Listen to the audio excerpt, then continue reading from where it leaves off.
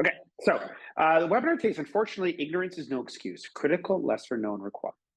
So I'm Bruce Calder. I'm the VP of Consulting Services here at Claigan. And what's been happening is there's a lot of changes here. And we've had a lot of webinars close together, and hopefully they're not too much for everybody. It's because there's a lot of changes here. We haven't had this level of change in years, actually, and new regulation and similar. And a lot of the things we're getting questions on some are from new things, some are from old things. And many of them are worthy almost of a half webinar on their own. So instead of trying to draw it out in lots of webinars, we try to put a lot of the main, at least I try to put a lot of the main topics and questions together in one spot. We get, people ask me the same questions, which are all good questions, by the way, over and over again. And we try to get to as many of them as we can. But in some ways, I'm like, hey, wait a minute. Like I had a couple this week. I'm like, oh, those are great questions. Come to the webinar. It isn't just a plug on Wednesday. It's actually in there. Really good question. So it's intended to be 50 minutes long. It's about 50 minutes. It gets a little bit compressed at the end. We're also going to have a Q&A. It says 10 minutes, but I'm going a little bit late this time because I don't have the hard stop I had this morning. So a little introduction to me. I've been doing this for a while. Goodness, almost 20 years now, I guess. A little summary of what we do and a lot of questions. So one of them, what is the criteria for the EU placed on the market? Any compliance requirement you have for a product are basically based on when it was first placed on the market in the European Union. And whenever a product, individual unit, not model, unit is placed in the market in the EU, any compliance requirements are based on the date it was placed on the market, not the date it was necessarily sold to the customer. It's when it was placed in the market. And then any repairs, refurbishments, upgrades to that system have the same compliance requirements that individual unit had when it was first placed in the market. You don't pick up all the new stuff. But to explain what the definition is. So imagine you have a whole bunch of stuff with the distributor in Europe and the regulations have changed. Do you have to pull it? Generally, no. And I'll explain the rules. I'll talk about the scope of the Canadian Plastics Registry. I think our national mottos for legislation, especially in this space, should be unnecessarily complicated. The webinar just finishing, I think, or on the Canadian side, talking about PFAS. They don't even understand it as well as we do, which is kind of funny, their own legislation. The Plastics Registry is ultra complicated, and I'll explain that. Is my product in or out of scope of REACH authorization? We get this every week where it's saying, hey, this substance is under scope of authorization. It's in my product. Is my product banned? Generally, no. We'll explain the rules. Are ROHS exemptions expiring this year? There was a consultant hired by the EU Commission that gave a recommendation this year. And because the constraints of what their written scope was, they had to say things like, hey, we think these major exemptions should end July 2024, which is obviously 2 months ago. And that created a lot of churn. That recommendation is not law. And they're somewhat constrained by the way their contract was written. And we'll explain what's really going on. Are all PFAS about to be banned? So with the REACH restrictions on the US state level stuff, are they going to suddenly ban all PFAS? Do we have to get PFAS out of your product? Generally, no. Are my products in scope of Canadian PFAS reporting? We'll explain that. It's a much larger scope. How do Prop 65 prosecutions work? Prop 65 is the most prosecuted regulation in the space, 200 to 300 prosecutions a month. So we're going to explain a little bit how it works so you get a little idea. So most of what we do in Prop 65 is prevention. The companies who work for it, making sure they don't get into trouble. But we also do a reasonable amount of defense. Like once somebody's in trouble, how to get them out of trouble. Is nickel and steel a Prop 65 risk? So if you have an SDS of your steel or your supplier, you ask Prop 65 question about your steel, they say you have to give a Prop 65 warning for the nickel. Do you? So we'll explain that. EU medical device regulation, Category 1 carcinogens, mutagens, and reproductive toxins and endocrine disruptors have rules if they're in the fluid, invasive, or gas path. Those rules are kicking back in for 2028. And just to re-explain them a little bit and talk about the timeline. What's the asbestos risk in normal products? You get your Australian asbestos restriction or European Union or Canadian. You're like, well, I got electronics. I don't have any asbestos. Do you? So we'll talk about the asbestos risk here. And then a little recap. Everything we just talked about again. There's a lot of topics, so it's always good to do a fairly succinct recap and then Q&A. So the idea is there'll be lots of questions. please feel free to ask whatever you wish. Everybody, by the way, who attends or even registers, receive a copy of the slides. There will be a recording available online. There's gonna be a lot of questions. So a little bit about us. We do consulting. That's me. I'm pointing at a FTR spectrum of water vapor. Strangely important when you're measuring plastics.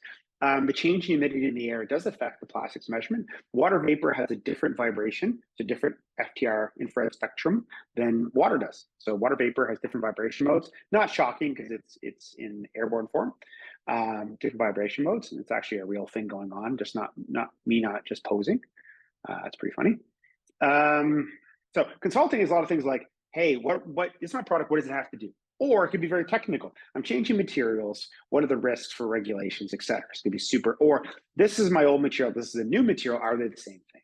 So we do a lot of that. Testing, of course, we do a huge amount of testing. We're arguably or easily the world's leader in complex product testing. So testing something complicated. Single materials, lots of people have single material solutions.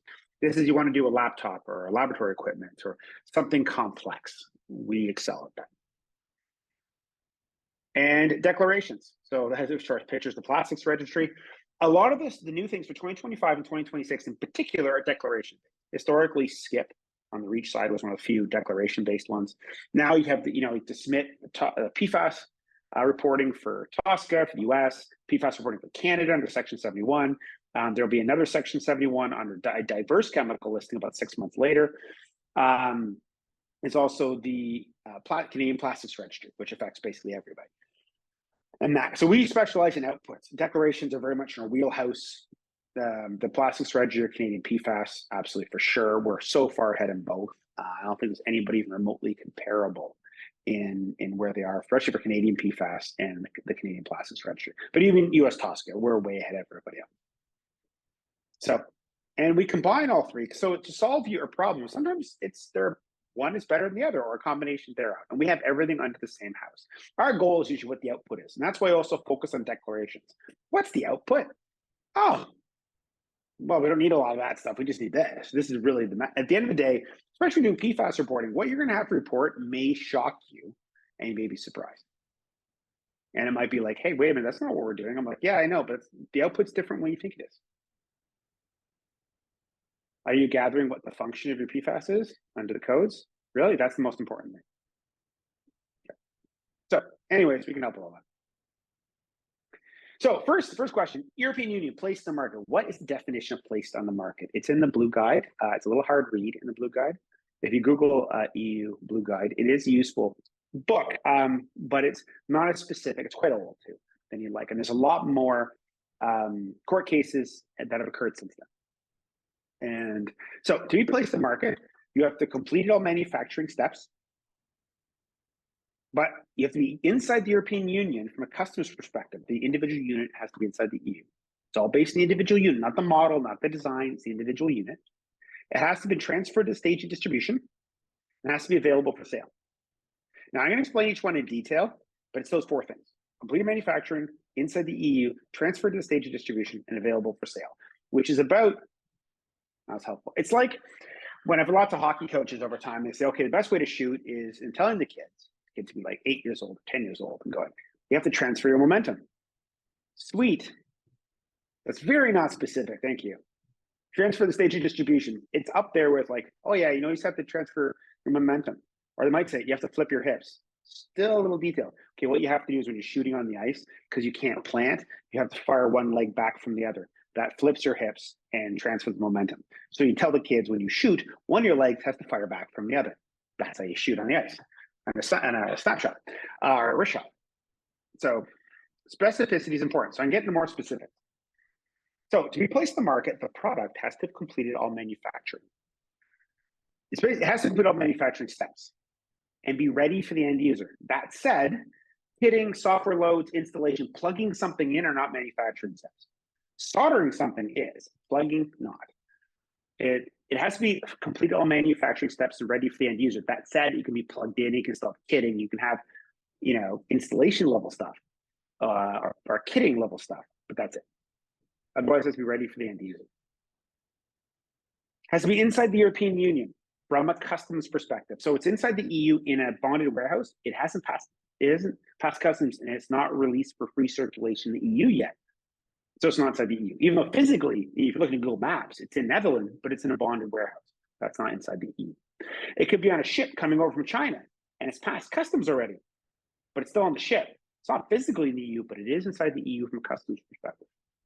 This is usually the key date for imported products. As long as you meet the other three criteria, the date of place in the market is normally the date of cleared customs. The technical term is released for free circulation in the European Union. That date, when the customs people stamp it, that's its place in the market date, unless for some reason you don't meet one of the other criteria. So for imported products, it's the release from customs date that's critical. So that's one. If you look at the date, as long as you meet the other criteria, this is the key one. Normally we say, hey, when do you place in the market? This is the date you show. Transfer to distribution. This is transferred to the stage of distribution. A little bit odd. Okay. Simplest method, it has to transfer to the entity of distribution, which can be an owned company, the one you own. So imagine you manufacture it in the product in Germany. Acme Germany made it, and then they transfer it to Acme Netherlands. Now, physically, it doesn't even have to move. It's just over there. And it can be done within the same company too, but you have to kind of wall it off a little bit better. It's a lot easier to transfer the right of sale or the ownership of it to a different entity. And you can own that entity. Acme Netherlands can do it for Acme Germany. Now, if you import it, it always transfers. Because whoever's shipping it from outside, say Acme China or contract manufacturer, whomever, Acme Netherlands has to be the one on the customs information when it comes in. So basically everything import always transfers the entity of distribution, but if it's manufactured in it, so importation almost always has this transfer. But this for products manufactured in the EU, this is the key date. When can you show that it's transferred from the manufacturing entity to the distribution entity, which might be the same entity, but how do you show that? It's easier if they're different entities, which could be owned by the same company, but it's not sale to the customer. It's transferred to the stage distribution. And it could physically not have moved physically. It just now it says, hey, it's no longer in the stocks of Germany manufacturing. It'd be like Germany distribution. You can have it in the same company too, but you just got to be able to draw a line. Transfer ownership between two entities is easier. Or it doesn't even have to be physically on their books yet. They just have the right to sell it. That's enough too. You just got to say, hey, it's not Acme Germany anymore. It's Acme Netherlands. Perfect. It hasn't physically moved, but it's now in the stocks of the distributor or the rights to the distributor. So when you make it inside the EU, this is usually the key one. On importation, the ownership transfer is obvious. Unless it hasn't completed manufacturing, different problem. So if you bring bits in, you still have to manufacture it further in Europe. It's not placed in the market. You bring in components to put in your system. They're not placed in the market for your system. It's not until you finish manufacturing. And the product has to be available for sale. A customer can buy it. It's not available for sale if it is not completed compliant. So imagine the product is manufactured, it's inside the EU from a customs perspective, the distributor has it, but it hasn't passed ROHS testing yet, or compliance.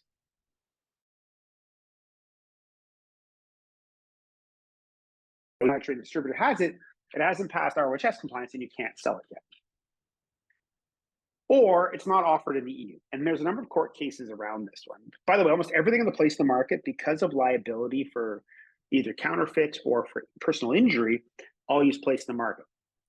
There's lots of precedents. One of the big ones for not offered in the EU is the Aquafresh toothpaste brand, where two different entities, one GlaxoSmithKline, I can't remember who the other one is, another very large company. One had trademark of Aquafresh in the EU, one had it everywhere but the EU. And the one inside the EU was concerned that the Aquafresh going to South Africa was actually counterfeit. That's a real problem. So when I was passing through, I think Netherlands, they had the Dutch customs officials grab it under trademark infringement. They couldn't prove counterfeit. They went under trademark infringement. Say, hey, it's inside the EU. We have the trademark of the EU. Even though it's intended to go to South Africa, it doesn't matter. They could not sell it. They could decide last minute not to sell it in South Africa and then try to offer it here. And a couple of things. It has to be offered in the EU. So for that, say Aquafresh, if it was in a bonded warehouse, it was not inside the EU from a customs perspective, and the whole Aquafresh court case goes over. Look, if it's a bonded warehouse, it's not placed in the market. There is no trademark infringement because it's not placed in the market in the EU.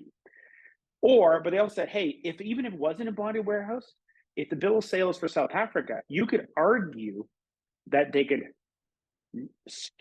kill that sale and then reoffer it. But until they reoffer it in the EU, it's not placed in the market. It's not available for sale. They could theoretically make that change, but until they reoffer it in the European Union, it's not offered here, and therefore that compliance and then the other company, whichever was which, lost because the Aquafresh wasn't placed on the market. So it has to have completed compliance. It has to be available for sale. Basically, if somebody wanted to buy it, you'd sell it to them. So even if it's in transit, it's easier if it's in a bonded warehouse. But even if it's not bonded warehouse, as long as it's not offered for sale in the EU, which could be something, hey, I'm going to send my non-ROHS compliant or non-REACH restriction compliant product to South Africa via Netherlands. As long as you're not offering it there to sale, it's not available for sale, not placed in the market, and therefore not non-compliant for ROHS or REACH or so.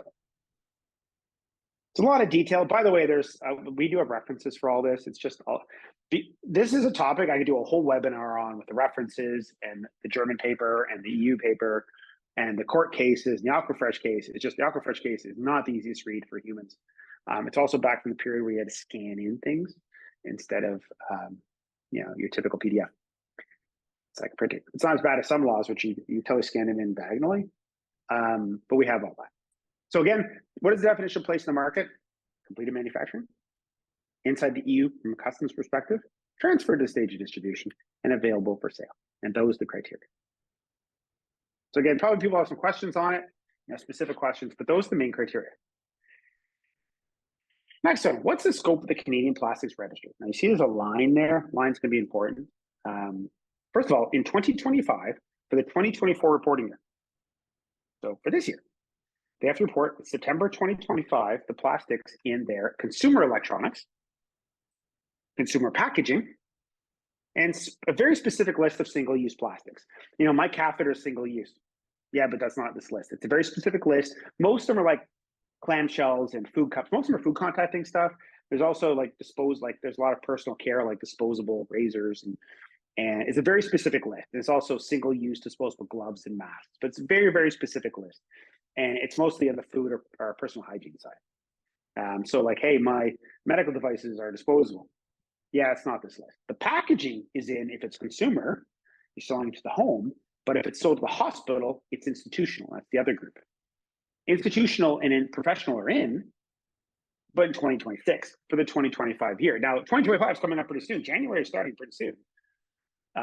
Professional electronics, laboratory equipment, including medical devices, by the way, are in scope for reporting of their electronics in 2026. Basically, if you're in scope of EU ROHS, you're in scope of this. They actually use the same categories. If you're large-scale fixed installation or large-scale industrial, which are not in scope of ROHS, you're not in scope of this either. But if you were being in scope of EU ROHS, believe it or not, these are the same categories. You're in scope of the Canadians. Professional packaging is in, so the pallet wrap, the packaging for your professional electronics, but any professional product, your valve, your pump, whatever, its packaging is in. And apparel's in. All clothing is like, how much plastic's in apparel? Polyester is one of the major plastics. Nylon, PVC. Unless it's cotton or wool, it's pretty well plastic. Silicone rubber is not. Rubber is actually not in scope. It's a different thing. But cotton, no. Wool, no. Pretty well everything else it's made of, in. Polyester, polyurethane, PVC, all of those things are plastics and they're declarable. And the packaging comes in, the plastic part. Transportation, except for aerospace. Aerospace is not in, but transportation's in. Cars, trucks. Construction materials. So your siding, your PVC piping, your eavesdropping, gutters, all those sort of things, they're in. And all the packaging for it. And fishing. Kind of a big thing here. Actually, if you go down to the oceans in Canada, you will notice almost all the plastic waste on the shore isn't Coke cans and Coke bottles and like 6-pack rings. It's nets and ropes from fishing, like piles of it. Also, agriculture's in. So like when you go and see those hay bales, the big white plastic around the outside, that white plastic. 2026. And drum roll. So this is pretty cool. And you go, hey, it's kind of a nuisance. Especially something complicated. There's a way to, by the way, to do complicated things. We can help you with that. And industrial and institutional waste. You're like, well, I'm not a recycler. No. Your facility waste is in. So if you have a Canadian facility of manufacturing operations, you have employees, you have a big enough office. Once you get over 100 employees, it'll get there. Restaurants, operations, distribution, etc. Any industrial institution that produces more than 1 ton of plastic waste a year has to report with the institutions. And it's all of your institutions, not individual ones. So that's a big thing. I mean, that's basically every manufacturing facility. It's major distribution. It's also all the major restaurant chains, nursing homes, hospitals, schools, everything. Big thing. Plus all the construction stuff in Canada. So that's all in scope. If you're over 1 ton of plastic packaging waste a year, you're in. And that's reporting in 2026 to 2025. 2025 is coming soon. You kind of want to plan for 2025 because 2025 is coming pretty soon. So that's all into. So it's not just your products. It's if you have a function facilities in Canada, the waste they create. You literally have to report how much plastic you bring in electronics and packaging, et cetera, how much you sell, how much you make yourself, and then how much you produce in waste. So, which makes it exciting for restaurants because when you're a restaurant, you probably argue that what is done as takeout is placed on the market. What is eaten in shop is waste.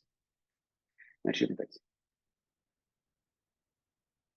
So we do lots of it. We're easily the leader in the plastics registry. We are so far ahead. Basically, we've been spending a lot of time making models for things like processes and models. Some things are really complicated. Like we could sit there and try to diagnose your office waste in pieces, but we've done quite a few office waste and manufacturing waste that we have models for what the average bag has in it. And we can use those models. And we have different one for 2024 that we use for 2025 and 2026. So you'll need an update each year, but we're the experts in the Canadian Environmental Protection Act, Section 71 stuff like the PFAS reporting we've done for years. We do have a Canadian Plastics Registry FAQ on our website. It's really good. There will be draft guidance. Our FAQ is still better than their guidance. It's usually more simplified. And we do tons of plastic registry products. We've done already 100 products, 50, 100 products, plastic registry. And again, we do representative products then to use as models for you to do. It's called the average bill of material model for declaration. But we also have a waste process. It's a waste audit. We use models for the average waste is for certain things. We adjust it a little bit for your manufacturing or restaurant operations. Restaurants in particular, what you bring in actually varies heavily in terms of cups. And like, for example, for us, those of us those who know, Timmy's has a particular cup lid. That lid actually has its own reporting cup. Strangely enough, takeaway coffee cup lids are a separate, unique plastic registry reporting category. The ones that Tim Hortons uses and the ones we have in our kitchen over there, they look identical, but they're not. They're 2 different plastics. One's polypropylene, one's polystyrene. So sometimes we have to make adjustments like that, but it's usually very specific. So you look at our website, we have a lovely page on SEPA, which will take you through lots of different things. We have an FAQ in the plastics registry. When in doubt, contact us about the plastic registry, whether it's your products, your packaging, or your facilities. Okay, am I in scope of EU REACH authorization? So we get this a lot. We're saying, hey, this substance is subject to authorization May, say of next year. Oh my goodness, is it in my product? Oh, I can't sell my product. So are you in scope of REACH authorization? Is your product a chemical, a liquid, gas, powder, that kind of thing? Is it a chemical? If so, yes, you're in. Authorization apply. Is your product a physical product, an article, a manufactured item, a physical item? Are you in scope of REACH authorization? No. So chemical products, yes. Articles, no. So if you want to see a reference from it, inside the European Chemical Agency's Guidance and Requirements for Substances and Articles, June 2017, page 67, there's a whole reference. This does remind me, it's like, they're saying, hey, it's publicly available. Publicly available, like in the local, you wouldn't even know it's the local phys ed center. It's in the basement, in the old janitor's office, in a drawer at the bottom, unlocked, but it's there, and anybody can get there. Public building. You can go to the old janitor's office, you just got to pick the right drawer, and it's under G for guidance. So it's not the easiest thing to find, but inside of it, authorization, which by the way is with an S. And some people like, you keep spelling authorization wrong. I'm like, no, in the EU, authorization is with an S. And that's what we're talking about. Authorization is not required if the substance is imported into the EU as an integral part of an imported article. So it comes in as a component or as your product, as long as it's a physical item, not a chemical, not an SDS, doesn't need an SDS, authorization does not apply. So if you you take powder and you use it to make a physical tube or something in the EU, because you're using the powder, you'd have to deal with authorization of powder. But as long as you're not dealing with a chemical inside the EU, authorization does not apply. Restrictions of articles happen through the REACH regulation are Annex 17, which is the REACH restrictions. So the REACH restrictions are what applies to articles and chemical products. Authorization applies to chemicals, not to articles. So we're like, hey, lead is subject to authorization. I can't have it in my product. Is your product like, what's your product? It's a toothbrush. Doesn't apply. Not that you'd have lead in your toothbrush, but doesn't apply. Are ROHS exemptions expiring this year? No. Kind of sums up right there. We're like, wait, but we've got this thing where everybody's saying it expires July 2024. No.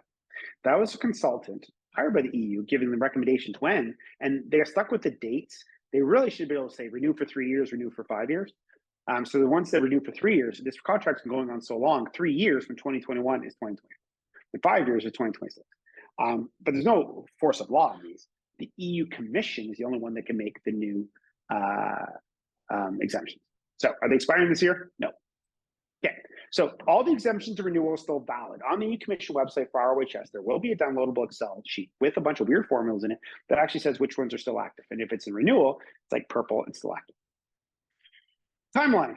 There will be draft versions of the new ones fall of this year in the Have Your Say, which is the technical, what a weird name, for the technical consultation forum for EU legislation. This will be your first preview of the new exemptions. And they're not even the final version. This is the first stab at it.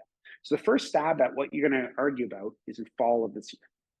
I definitely recommend commenting. More comments are better. You can see from the PFAS stuff and REACH, once you got like 5,000 or 6,000 comments, they basically cry uncle.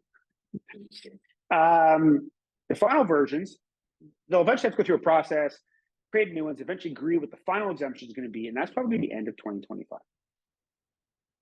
The possible, and then if it's the end of 2025, the first date they'll really change is about middle of 2026. Most of them are going to be extended for the 3 years or 5 years. Lead and machined aluminum might go away in 2027. The rest are going to get another 3 to 5 years, because it's really tough. When the consultant said they should have 3 to 5 more years, it's hard for the EU Commission to not give you 3 to 5 years and to give you another shot at because you didn't get a second shot at extending them. So they'll basically, most of them are going to get another 3 to 5 years with a few minor ones. Maybe lead and machined aluminum might go away. And that's middle of 2027. Most of them might be refined, but the reason you're using lead in solder for high temp solder will be continued, like used in electronics like transistors. It'll be continued. Okay. Are all PFAS being banned? Also no.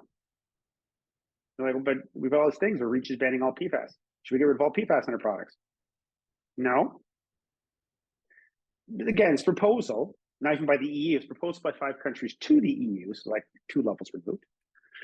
So the restrictions, water-soluble PFAS salts are getting banned. This is like PFOA and PFHXA, these are the water-soluble salts. They're already mostly banned under POP and REACH, but all this really comes from the Stockholm Convention. The Stockholm Convention is what's really pushing the restriction of PFOA and similar. These are the water-soluble salts you find in humans and water. You don't find Teflon in water. You don't find Teflon in humans. You find PFOA.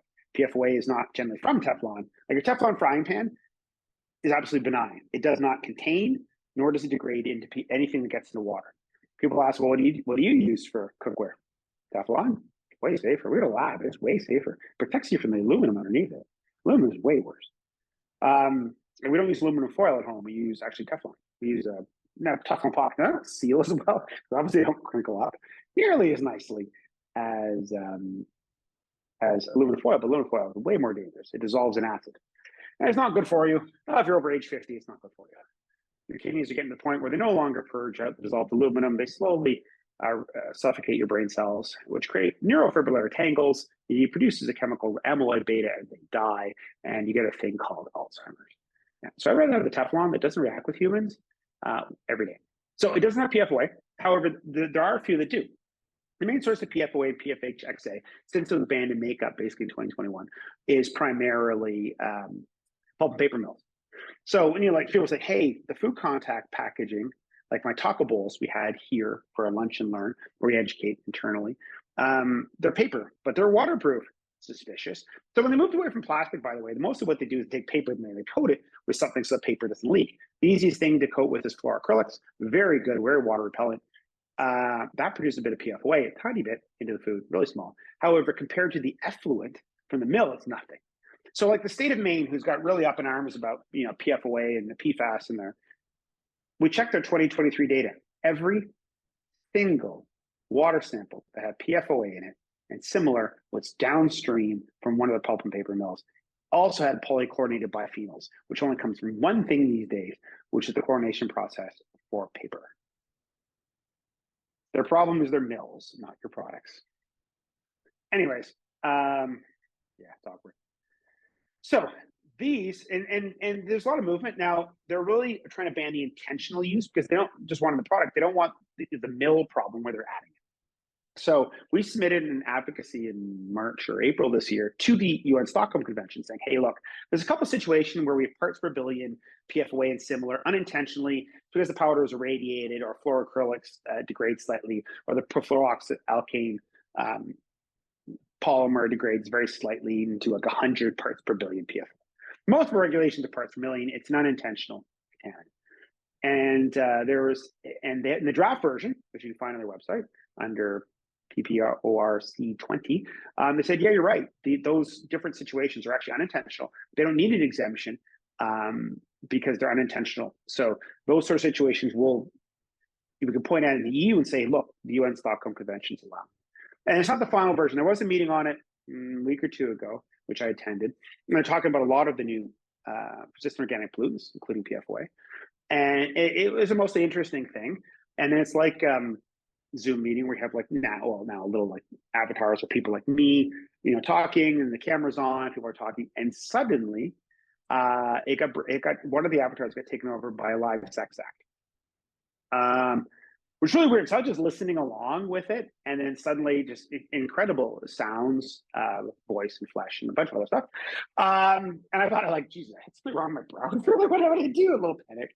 And the most amazing thing as this incredible activity was going on, and of course, whoever's speaking or making sound takes over the screen, is the UN people. They're so calm about it. They're basically, it's like they're ordering coffee or tea.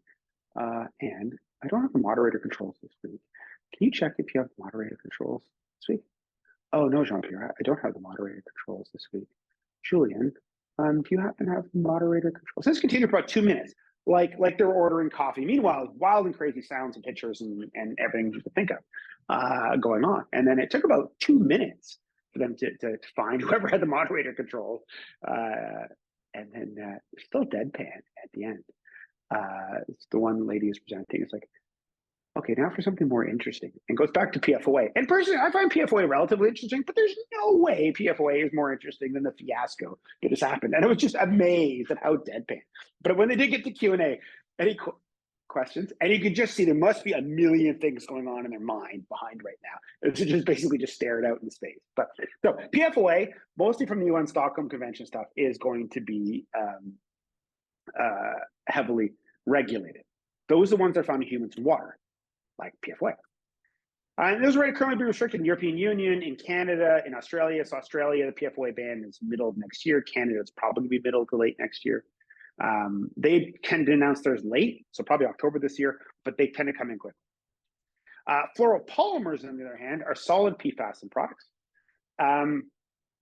Those generally, like that ETFE wire. So if your laptop right now probably has 30 different PFAS polymers in it, 30 different parts of PFAS polymers. Usually only 3 different polymers. High temperature environment has PFAS all the time, especially dense electronics. You need the thin electrical insulation and the high temperature.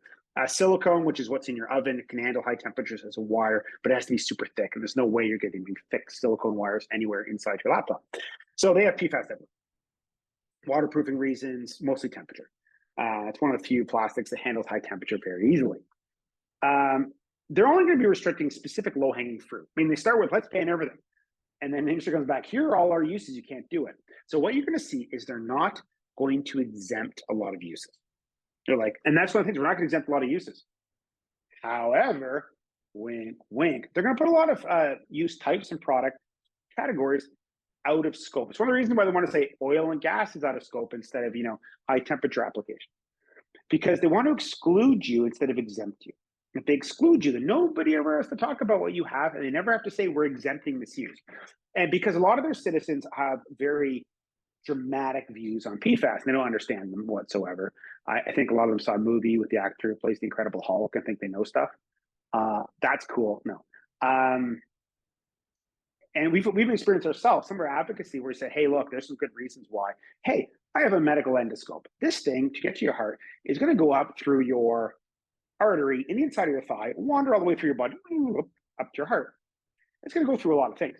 We have two choices. We can coat the material with PTFE. PTFE, Teflon, is basically frictionless, so it isn't grippy stuff as it goes through all the important things you have. And it's also completely unreactive to the human body. It doesn't leak anything out. So completely low friction, doesn't leak anything out. Or we can coat it with silicone. Silicone is somewhat grippy, which is not really a term or phrase I want to hear if somebody's going to run something up an artery all the way up my body. It's kind of a little grippy. Like, no, and silicone leaks out persistent organic pollutant and a toxin at 10,000 times the level of the worst PTFE. Stuff is horrible. It also sucks up oils. You ever put a silicone spatula in your dishwasher? It comes out smelling like every oil that was in there permanently. It's because silicone absorbs oil. So all the different fats and cholesterols and all the good stuff in your body will get soaked up by the device, which is kind of bad. So it's pretty justifiable. And the government's going, yeah, I really don't want the grippy version either. But if we say, hey, we're exempted in medical devices, people are saying like, oh, you're letting industry get away with things. So instead, we're just going to say, oh, I don't know, medically invasives out. And this way, they never have to argue. And it's easier for them. So if they don't want to argue with you, industry, but more importantly, they don't argue with their own citizens or more rabid. I mean, when we did the advocacy, we literally had old men yelling at clouds contacting us from their home and saying what horrible we are for helping industry and doing horrible things. I'm like, I don't want the grippy catheter. Thank you very much. But there wasn't a lot of reasoning with the people. It was just angry old man yelling at clouds. And the government we don't really want to do that very much. So they're more likely going to exclude. And so what you're going to see more and more positive lists, like they're going to ban in food contact materials, food packaging, menstruation products, which by the way, we tested every single one we get a hold of in the menstruation side and similar products in Canada in 2024. None of them have it. It's already been phased out. Children's apparel, yes, they still have it in winter's gloves. Now, a lot of these have mostly phased out already. So it's low-hanging fruit that they really don't have to do anything. Wink, wink. Now, winter gloves, they will. And kids' gloves. But you're mostly going to see, and it's very, very specific. And you see that in the reach. We want to ban everything. Oh my God, look at all the consultation questions. Okay, Germany, you got to create a new proposal. Meanwhile, we're going to do food contact materials, food packaging, menstruation products, children apparel, straws, and a few other low-hanging fruit. By the way, if you notice that if you ever had a paper straw, which are obviously useless, one of the only ones that work, paper straws, are the ones they fluorocoat. Then they work great because they're waterproof, which is kind of the point. Okay, so that's the PFAS restrictions. Are my products in scope of Canadian PFAS reporting? Yes. Pretty easy answer. Now, asterisks. There is a very small number of stuff out of scope. Pesticides, waste, feed, seed categories, and stuff really very much in the reference material. And so if you're bringing in stuff for R&D, not the R&D test equipment, that's not out. But we use PTFE, for example, as a control sample here. Or if you're trying out a new experiment with a fluoro in it, that is excluded. But not the test equipment. That is not excluded. This is very much not industrial laboratory test equipment. It is professional test equipment. It is like the control samples for our equipment or a custom-made one of the thing for research and a new thing. That's out. Pesticides, waste, feed, and seed. Otherwise, everything else is in. Military in, medical in, large-scale industrial in. Oil refinery in, if it's in Canada. If you argue it's offshore, probably not. Second star, you also have to meet certain PFAS weight for reporting. So your product's in, but you have to have a certain amount of PFAS in it before you have to report per year, a total. So now who has to report? It's a weird one. It's a Section 71, so it's brand owner based. So if the brand owner is located in Canada, it's responsible for reporting all of their products coming into Canada, irrespective of how they did it. I'm not sure how they're going to do it, not every case, but they're responsible for all of them as best as possible. If the brand owner doesn't have an entity in Canada, it's the importer. So the plastics registry, it's inverted. It's the importer who's responsible, irrespective of the brand. In this case, it's the brand owner If the brand owner doesn't have an office in Canada or entity, it's the importer. Reporting requirements. So you have to have over 100 kilograms. There's like a 1 ppm limit. If you have fluoropolymers, 1 ppm limit's not an issue. If you have over 100 kilograms of a reportable fluoropolymer or fluoroether, fluoropolymers like your PTFE in your coax cable or your PFA wire or ETFE wire. Fluoroether is it could be Krytox, could be your fluoroether lubricant. It could be a refrigerant, R134A is a fluoroether, amongst other things. If you have 100 kilograms per year total, or if you have a fluorosalt, which is basically the only ones of importance are the ones inside cosmetics, which are mostly phased out, you'd be over 10 grams. So in the chemical side, if you have a fluoro, like not PTFE, so fluoropolymer, but if you have a fluorosalt in your chemicals, it's a much lower declaration.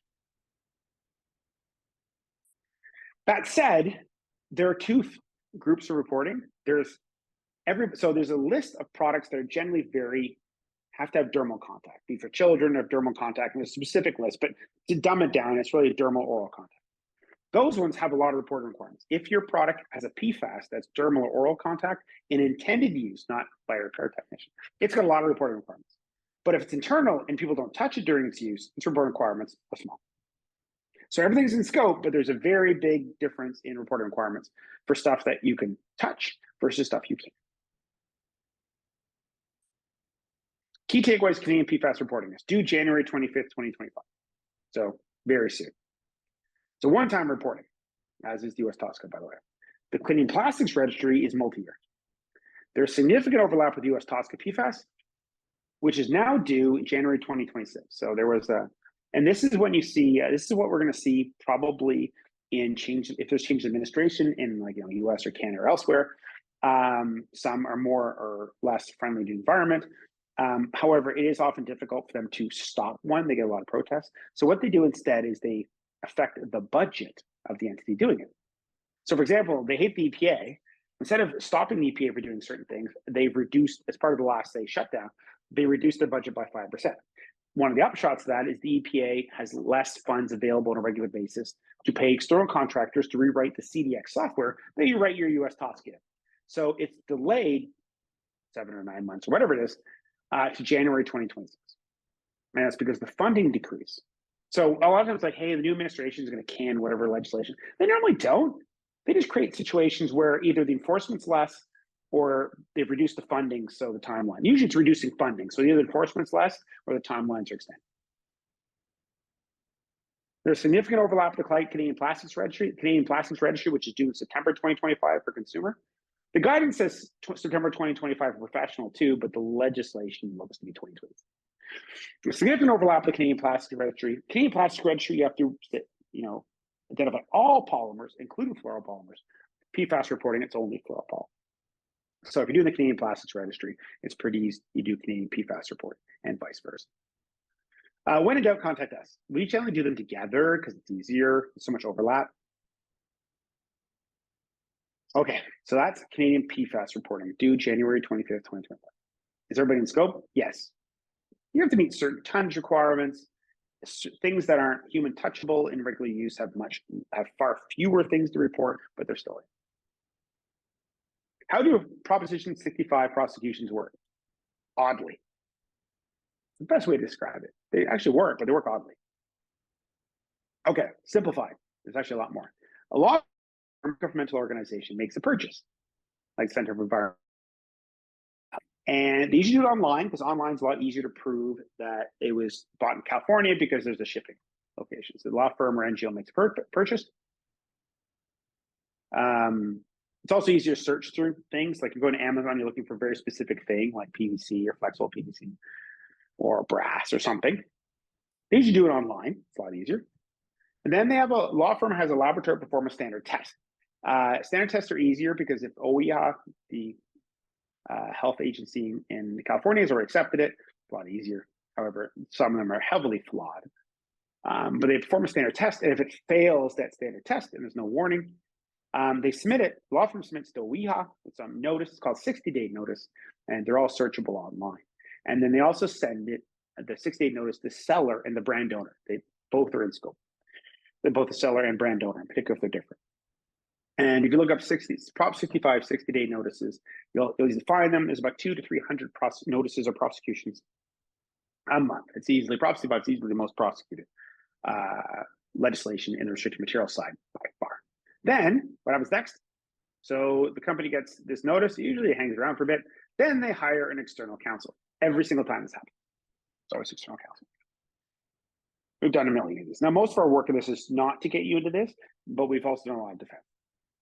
Then the external counsel and law firm negotiate. Like, well, you do a lot of testing and science. Yeah, we can, and we do. If you want to win, it's not that hard. But normally it's negotiation, which comes down to how are you going to change the product, label, or remove the chemical, and always how much the company has to pay the law firm. So the law firm can't get money from you unless they've engendered change. Otherwise, OEHA won't accept it. They have to engender a change of some sort. So otherwise, they can't do it for the money.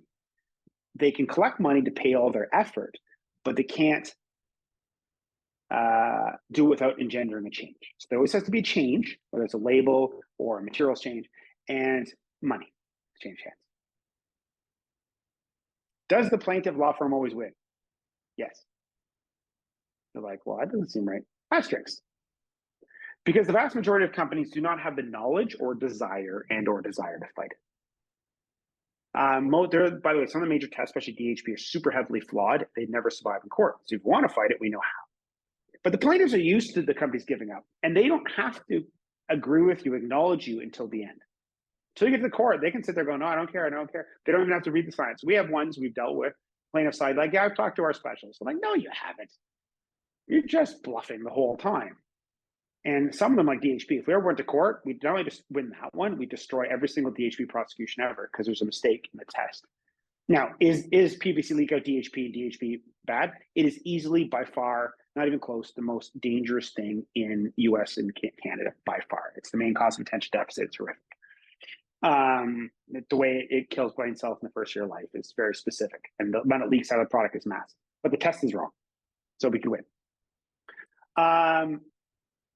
Second asterisk, companies would win the vast majority of the time if they had the knowledge or will to fight it. But a lot of times, like, look, we just put a label on it, pay them $10,000 and then go away. Yes, let's do that. And the plaintiffs are used to that. And anytime, basically, we also have to realize when there's 200 or 300 ongoing every month, and new ones every month, and they take a while to solve, there'll be thousands in process at any given time. So when we're dealing with an external counsel, and they're working with a plaintiff, the external counsel usually has 10 or 15 companies they're representing that are with the same plaintiff. And they actually have an agenda where they have to go through each and every one of them. They're almost never arguing your individual case. They're usually dealing like 15 or 20 it's a really interesting dynamic where I have an external counsel, they're dealing with the plaintiff. They're dealing with the plaintiff on like 15 of these. And because there's usually over 1,000 inactive at any given time. And there's only so many specialized firms on either side of this. Okay, next question. Is nickel a Prop 65 substance? Yes, but only if you wear it or snort it. So Prop 65, there's nickel. In Title 22 of California Code of Regulations, Section 12707B5, that's also in that desk drawer in the old janitor's closet in the basement of the athletic facility. Everybody can get it. Good luck finding it. For the purposes of Prop 65, nickel and nickel compounds present no significant risk of cancer from the route of ingestion. Route of ingestion is critical because that's actually casual hand contact. The main exposure for almost everything, whether it's disease or chemicals, is hand contact, touch the mouth, ingestion. Sure, worksite powder inhalation, different, but for the average person, it's casual contact. You'll touch your mouth about 8 times an average between hand washing, which is why everybody gets sick all the time. But it's not in scope. So that leaves dermal, wearables, and inhalation, nickel dust. So, but your SDS, you're like, well, our steel SDS has nickel in it, and it has the Prop 65 warning. They don't know what you can use that steel for. If you grind it up and it gets airborne, sure, you have inhalation nickel. And people say, well, nickel alloys are not in scope. The funny thing is, once nickel touches your skin, there is a nickel compound that's released, a nickel 2+, and that counts. It's because nickel is slightly soluble in human sweat and in your lung fluid. So nickel alloy isn't, but we can easily measure the nickel compound that nickel releases. So you're saying a nickel alloy doesn't have it, and stainless steel generally won't release it, but other alloys will release it, and the nickel 2 plus is a nickel compound, not nickel alloy. So it counts. So we're looking at wearables, and that's why people get allergies. So the reason people are allergic to nickel is actually nobody's allergic to nickel. They're like, well, I have a nickel allergy. I definitely react with nickel. I've got a nickel allergy. Well, no, nickel's causing it. We don't have a nickel allergy. What's happening is nickel 2 plus will chop up your skin slightly. It will bind to the protein. The protein and the nickel create a metallo-protein hybrid, a nickel-protein hybrid. Because it's chopping up your skin, your immune system will say, hey, there's a disease here. Something's hurting us. It'll look around for the nearest protein it does not recognize. And the nickel-protein hybrid doesn't recognize. And it'll get an immune response. And the first time you're exposed, not a big deal. Second time it sees it, it thinks it's an invading virus and has a huge immune response, a rash. Like poison ivy, it's the same mechanism. So, but if casual hand contact's not in scope, most physical products are not a concern. You're only worried about if you're wearing it, which was a wonderful European test for nickel release. If it's not coming out, you don't have a nickel compound, you're fine. And inhalation. So if you're grinding it up, sure, that's different. Reminder, European Union Medical Device Regulation, Section 10.4.1, carcinogens, mutagens, and reproductive toxins, endocrine disruptor. Basically, if no carcinogen, mutagen, or reproductive toxin, CMR, or endocrine disruptor leak from a medical device, is it compliant? No. So there is a section where it's based on concentration. If you have a CMR endocrine disruptor above 1,000 ppm in an invasive fluid or gas path material, you have to do something. You're like, well, I checked my dash 18, tests and nothing's coming out of it. It's not the rule. It can be used really good for your justification, but the rule is whether it's there. And most of the tests like dash 18 for release and are junk anyways. Your allergen tests are super junk. We get them all the time. We're like, no, these are made definitely to pass, not to actually figure out the problem. But a CMR endocrine disruptor is over 1,000 ppm, it needs to be labeled and justified. That's the rule. And you have to have documentation. Testing is by far the preferred choice. That's what most companies do for this because it's so serious. And we've seen some people who haven't tested recently and the $1 billion or so they paid for their mistake. Don't do that. So EUMDR reminder. Now, it was a very busy thing because it had a due date a couple of years ago, but it extended to 2028. 2027 for implantable, 2028 for basically everything else. Okay, 2028, you're going to want to submit about a year earlier. This is when your certificate has to be released. They're going to have questions. It's going to be stressful. You want to do it earlier. You don't want to lose your product in Europe because you didn't submit early enough. And they're going to be busy because everybody has the same stupid deadline. And because you delayed it, people are like, well, they'll have more resources to do it. No, they don't. They'll let them go in between. These are businesses. These big certification organizations let people go in between. They're going to be so labor short, it's going to blow your mind. The justification, you're also going to, if you need to justify why it's there, well, most because of cobalt and DHP, it's very, very common. You have to justify. You have to write justification. You don't want these 6 months to do that because it's very technical. And for most compounds to have a release, you're going to have to do it on a product by product basis. You can't just use one for everything. The testing for CMR is 2 to 3 months. However, everybody's going to be in the same timeline, so expect a 2 to 3 month lead time. And then planning, quoting, procurement, you're going to get a quote, you're going to buy it, all the different approvals, a lot of stuff going on MDR is going to give you another 6 months. So you really want to get going around July 2025. And it's still going to be stressful. Earlier is probably better. And your bosses probably don't want to hear about a budget this far, but it's pretty serious. Like, are you going to be able to sell your devices in Europe in 2020? And this is not a trivial exercise. They really want to get going by middle of 2025. Yes, you haven't had to do it for a while. Then everybody has to do it at the same time. Everybody. And that's everybody. So do you understand that? And people are like, well, everybody else was building up resources for that. No, these are businesses. They cut the resources in between, reallocated them, cut them. There'll actually be less resources probably than were last time. Everybody said, well, government, the EU did it, so everybody had more time to get it done. Everybody waited the last minute. Everybody just cut their, how many people on the medical side right now could raise your hand basically saying, hey, when they changed the date, your program was cut or the budget was reallocated. It happened to everybody. And we work for everybody. It happened to everybody. There's a very few exceptions.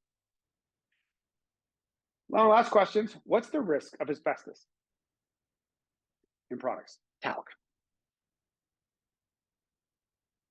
Talc is basically asbestos with better marketing. It's co-mined, it's virtually identical material, it's structurally almost identical. And they generally exist in the same deposits. When you do industrial talc, you get asbestos.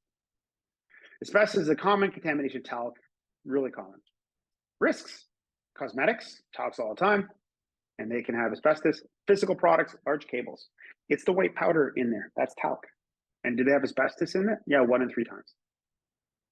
So just know where your risk is. So yes, like, oh no, we don't have like brake pads, we don't have asbestos. You have power cords, look for white powder. White powder is basically a fireproof lubricant. And we do see it relatively often. So that's where asbestos, that's in physical products, unless you make something like brake pads, something specific like that, you're really looking at the talc powder you get inside cables. Recap. Hold on to your seats. I don't have a lot of time left. So here we go. What is the definition of place in the market? I really should do like a Kahoot, like a quiz, where everybody participates at the end. I really should do that next time, which I probably will. As a completed manufacturing inside the EU, transferred to the stage of distribution, and available for sale. What's the scope of the Canadian Plastic Registry? For 2025, consumer electronics, the guidance says also professional electronics, but the law really suggests it's consumer only. Consumer packaging, and a very specific list of single-use plastics. 2026, on the other hand, for the 2025 year, which is coming soon, professional electronics, including medical devices, professional packaging, apparel, cars, and trucks and such, transportation, construction materials, fishing, agriculture, and in 2026, facility waste, manufacturing in Canada, employee waste, restaurant services, distribution, all of that's in scope in 2026. Am I in scope of REACH authorization? Is your product a chemical product? It is? Yes, you are. Is your product an article? Nope, you're not in scope of REACH authorization. Are our REACH exemptions expiring this year? No. Are all PFAS being banned? Also no.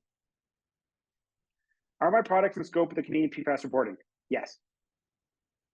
Note, there's some very, very specific laboratory pesticide waste, feed, and seed exemptions, and you have to meet a certain weight criteria, which most physical products are 100 kilograms of PFAS a year. How do Prop 65 prosecutions work? Oddly. I'm not going to recap that whole thing again. They work, but really weird.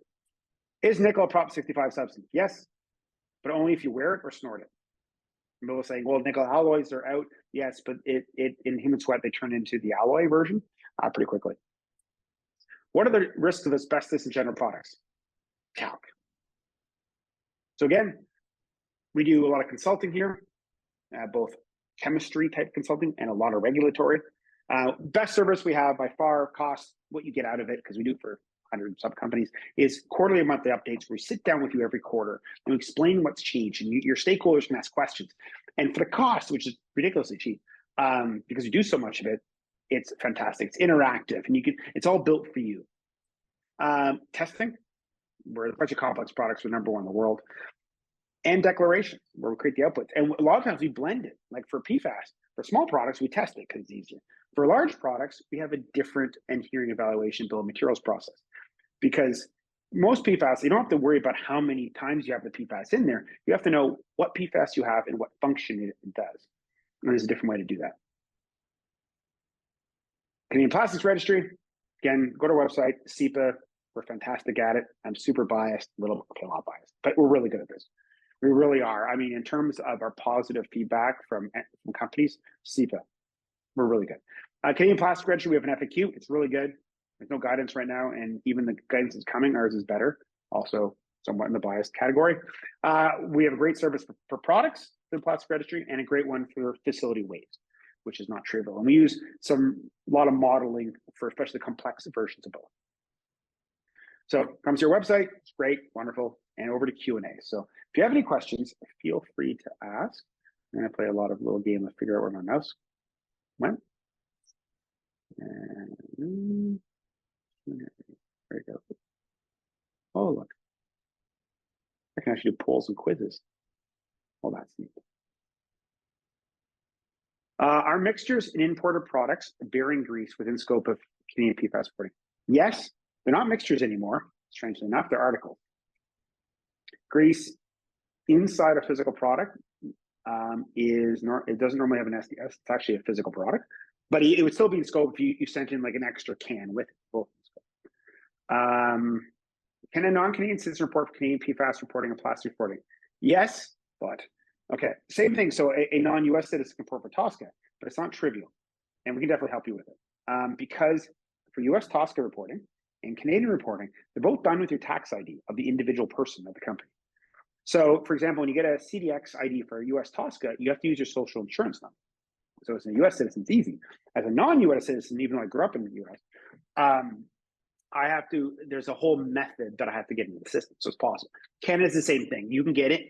The standard way is through a Government of Canada key, which is a tax key. Like I can look at my taxes using my GC key personally. But a foreign entity, a person can get, not an entity, a foreign person can get a GC key too. We can help you with that. Is the deadline January 29th, 2025 for PFAS, not January 29th? That's quite possible. That's a good question. I might be off by 4 days. I don't think it's that critical, but it's a good point. I will double check and have it updated in slides. Oh, did you say 2 for DHP testing is a flaw? No, the DEHP testing for Prop 65. There is a test for DHP. They do a so first they do concentration tests because they don't have a good exposure test and say, hey, we found DHP, you have to prove it's not there. What you do first is say, okay, concentration isn't a Prop 65 issue, it's only exposure. You have to prove the exposure. Then they'll wipe it with the product with isopropyl alcohol, stimulating sweat, and say, look how much came out.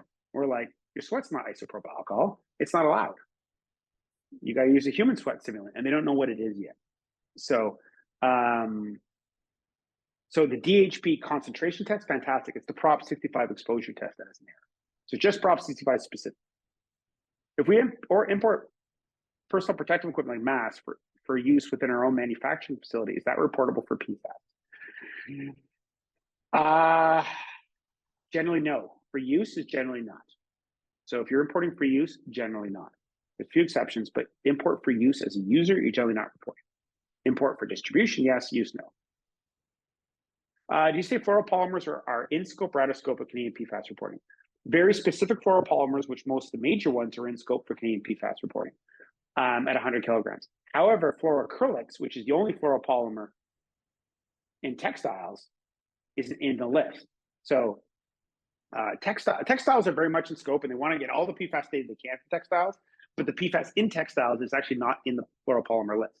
They don't have fluoroacrylics in the list. They have PTFE, they have FKM, which is Viton, they have PVDF, they have BTFE. They don't have Calrez, they don't have FFKM, and they don't have fluoroacrylics. So specific fluoropolymers are in.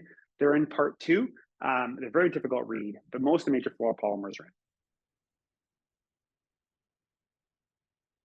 Is Claigan doing any webinars for plastic packaging taxation for the EU? So there will be a new plastics. So the packaging directive is from 1993, and you're seeing more and more of it where you're having to pay a certain amount of dollars per kilogram of each plastic type. We're holding off doing a webinar, because it's old, it's been around forever, but there's a new plastics regulation coming out this year, and we're going to do one on that. So it hasn't really changed since I think 93, maybe 94. There's a brand new plastics regulation, which affects your plastic packaging and everything, approved. It should be released this fall. So we'll do a webinar on the new plastics, new packaging regulation, which will cover that. Cool. Well, thanks again for every of the questions. Need any help or support, feel free to reach out. Oh, another good one. I'm going to do one more question after this. Feel free to reach out. We're happy to help. If we use soaps, lubricants that have PFAS in the manufacturing of a product, is that reportable? Yes and no.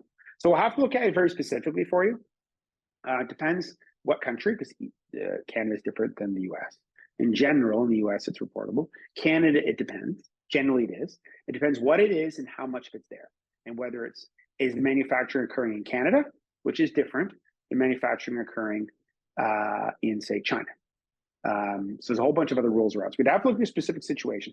If you actually use PFAS in your manufacturing process in Canada, it's separate reporting as a manufacturer. I didn't go to the manufacturing part. So imagine you use a fluoro spray lubricant during manufacturing of your product inside Canada. That's also in scope. Manufacturing process, they're in scope too. I didn't really bother with it too much here. Cool. Well, thanks much to everyone, and I look forward to hosting everyone again. Everyone who registered will receive a copy of the slides, and there should be a recording of me. And man, we get a lot of views actually. It's quite neat. I don't really know social media. I don't really social media much. I post pictures of myself sometimes, but it's awkward. But there will be a YouTube version of this, and all the other webinars are available on our website. They're on YouTube. You can also slow them down so I sound normalish. But again, a pleasure to host everyone. I look forward to talking to everyone again soon.